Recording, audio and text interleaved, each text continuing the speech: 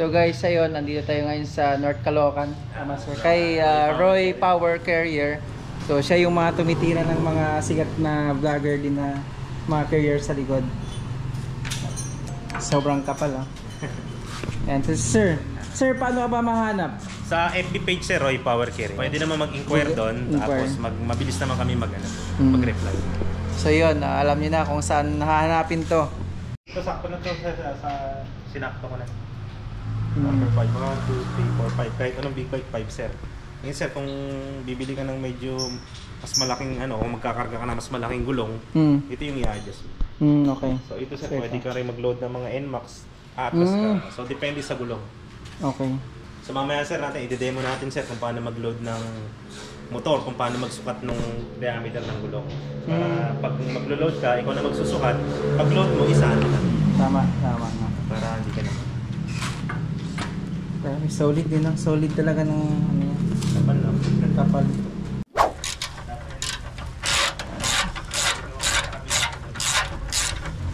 Sa ano yun sir, kinakabit sa chassis. Sa chassis na.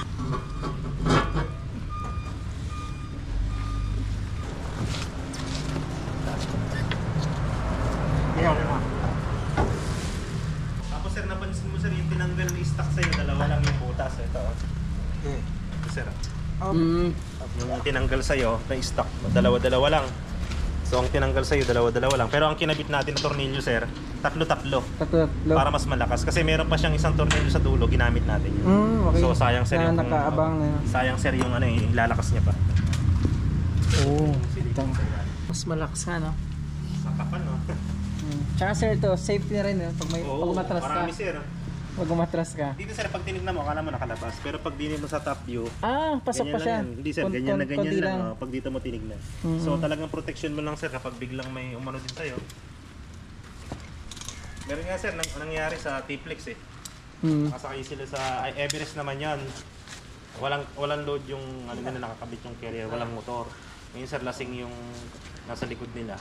Ang bilis ng takbo, binunggo sila. Yung bumunggo sa kanila, wasak talaga yung uso. Ito, nayupi lang ng konti. Yung mga anak niya nasa loob. Andito, no? Oo. Ito yung sumalo lahat. Ngayon, nung madaling araw, tumawag yung babae. Umiiyak siya kasi niligtas daw sila nung kung wala yun. Yari talaga, no? Taga dito lang yun. Grapple. Nag-grapple siya ng bike. Kasi kaya naman buhatin ng isang tao. Para gumaan, tanggalin mo sir yung ladder. Okay. Ngayon kasi sir, binuhat nyo na may ladder, so medyo mabigat. So ito sir, medyo mabigat talaga yung carrier ko. Syempre, pag mabigat, solid talaga sir. Hindi natin pwedeng tipirin yung materyales dahil alam mo naman sir, delikado. Diba? Sir, suksok lang naman. Easy, ha? Easy install lang. Pag tumunog sir, yun na yun. Yung sagat na yun. Hindi mo na kailangan hulaan. Pag tumunog, lagay mo na yung bolt. Tapos sa picture sir, nakakadaya, akala mo mahaba. Pero pag tinignan mo dito sir, konti lang nakalabas. Dito sir, ang nakalabas dyan, 2 inches lang. Pero mas mahaba side mirror mo dito. Dito sir, halos kain pa to ng Fortuner. Yung kinabit yung tornilyo sir, kahit hindi naman ganun kahigpit, okay lang. Kasi nakalak na, no? May lock pa siya. Kasi may anti-vibration ka na pa nun. Yung saktong tight lang, okay na yun sir. Kung hindi ka naman babiyahin ng Visayas sir yan. Ayan, mga ganyan lang sir. Yun, okay na yun sir. Basta naramdaman mong lumaban na yung ano mo sir, yung kabila, open ridge mo. Ang hihigpitan mo sir itong alin. May kasama naman yan sir ito. May libre din tayo. So hindi ko siya dinisign sir ng may hawakan, yung alin mo. Kasi pag dinisign mong may hawakan sir, alam mo naman dito malilikot yung bata. So pwede nilang paglaruan, pwede nilang nakakawin. So kailangan meron tayong special tools.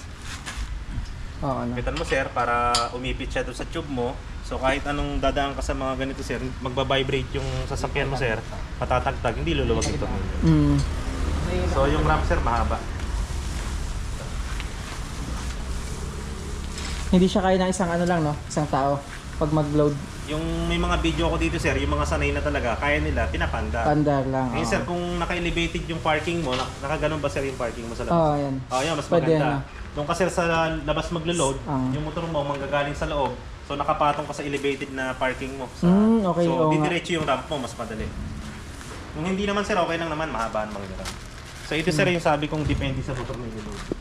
Ito sir, sakto na sa ano mo to. Kahit mga Z1000, mga 1000cc, number 5. 1, 2, 3, 4, 5. Mm. Ngayon may tendency umadjust yan kapag maliit na gulong yung ilulod mo. Mm. So ang pagsusukat sir, ganito. So ito yung gulong mo sir, yung bilog ng motor. Kahit anong motor sir, susukatin mo yung bilog ng gulong. So lagi mo kukunin sir yung outside to outside, yung dulo-dulo sir ng gulong. Okay, okay. Tapos ang ipang may measure mo, itong tali. Mm. So kunyari sir, mamaya si H2 sinukat mo. Ganyan. Dulo-dulo. Ito sa finger ko yung outside niya. So tandaan mo sir, huwag mo bibitawan, punta ka sa stopper. Tapos ano mo sa inside. So napansin mo sir, yung outside diameter ng gulong mo nakalabas ng 1 inch. So laging ganun sir. Mm. Kailangan yung outside diameter ng gulong mo, lagi siya nakalabas ng 1 inch. Para pag load sir ng motor, hahabulin ni stopper, magpapantay sila, angat siya dito. So kailangan sir, ang position ng gulong mo kapag nag-load ka, nakaangat. Okay. Para sir yung bigat ng motor andito, laban siya. So kahit wala siyang tali, tatayo siya. Mm. So pag nakuha mo na yung saktong sukat sir, baba mo siya. Okay. So nakita mo naman sir yung mga kilarit. Yan, sinulak lang namin, dalawa kami. So pwede naman dahan-dahan, syempre baguhan. Kami kasi sir, kaya namin yung Diretso na kasi na. sanay na rin. So baguhan, pero dahan-dahan lang. So ang tatandaan mo sir, pagdating dito, huwag kang hihinto. Kasi pag huminto ka dito sir, mahirapan ka na mag-gas o magtulak. Kasi yung bigat ng motor andito agad pagtulak. So lagi ka may buwelo. May buwelo ka, bilang ka 3, 1, 2, 3, gugulong, bababa, aangat, kunin mo yung sentro, bitawan mo na sir, tatayo na. So pag nakatayo na sir yung big bike natin, second option natin, tali tayo. Tali na na. So left and right, laging dun sa fork sir, Okay. yung tinidor niya. So tagisa, higpit, bababa yung suspension. Mm. Kasi yung suspension kasi yung lalaro, kaya lumuluwag yung tali. Mm. So wag mo naman masyadong i-press, pangit naman yun sir. Kahit mga 1 inch lang, para lang medyo tumigas. Okay. Tapos pag dito sir sa kabila din, ganun din. Left and right. Pagka-load ng big bike sir, balik mo na yung ramp. So balik yung ramp. Tapos higpitan mo rin sir, same lang din sila ng sukat ng alin. Kapag may big bike ka na sir dito naman gagaling yung ramp mo sa gilid na. Okay. Kasi may motor na dyan sir. Mm. So higpitan mo rin sir, didikit siya sa rubber, so hindi siya mag-iingay. So safe din siya. Oo, may rubber no. May rubber sir. Kaya Hindi siya gagasgas, hindi siya mag-iingay. Mm. Higpit naman niya sir, kahit hindi rin ganun kahigpit. Ayun. So Ayun ito sir, na. napansin mo, tulad ngayon, wala kang load na motor, ito yung gumagalaw. Oo, yan yung tutunog. Tutunog. So kaysa tanggalin mo, lagay mo sa loob, tapos balik mo na naman. Nakalimutan ko na naman yung sukat, maninibago ka na naman. Mm. So itali mo na lang sir. Ang Tali purpose mo niya lang. sir, mawawala yung play niya, tapos yung tali mo, dagdag visible sa daan. So reflectorize naman yun sir. Okay. Yes. Bukol mo lang ng dalawa, tapos ikot mo lang sir, para lang mawala yung play niya. Pag wala lang motor sir kasi pag may motor hindi naman Yan, siya maglalak naman siya. Napansin mo parang nakatingala. Yan talaga design. Kasi bababa pa yan Kasi ang pag-load kasi ng big bike, bababa suspension mo, yung carrier natin le-level. Tama. So yun yung Tama. talagang dinesign natin. Oh, okay no. Para hindi ka, kasi kung ipapantay natin yan sir, pag-load ka ng big bike, ang pangit na tingnan niya. Oo. Kasi sir, mas mabigat na kami sa motor mo. Ngayon sir, pag sinilip mo yung ground clearance niya, pantay kami. Pantay no. Ayun. Nakaangat pa nga sir konti eh. At least kung akit ka ng Baguio, hindi ka kakabahan. Pataas yung ground clearance.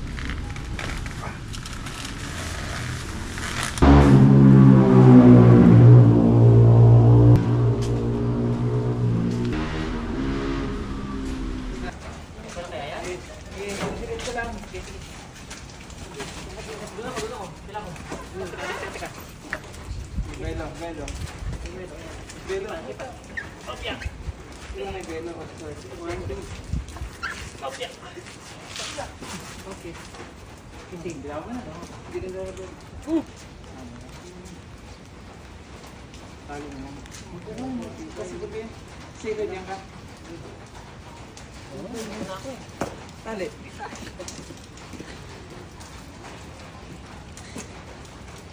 Hindi ako marunong magtali. Hindi ko marunong magtali. Ito! Kalabaw! Oo. Yung napapaklas. Baka naman. Yung parang napapaklas. Ay, lock yan. Hindi mo na. Ito ang tumit lahat. Ito ang tali pa. Ha? Okay.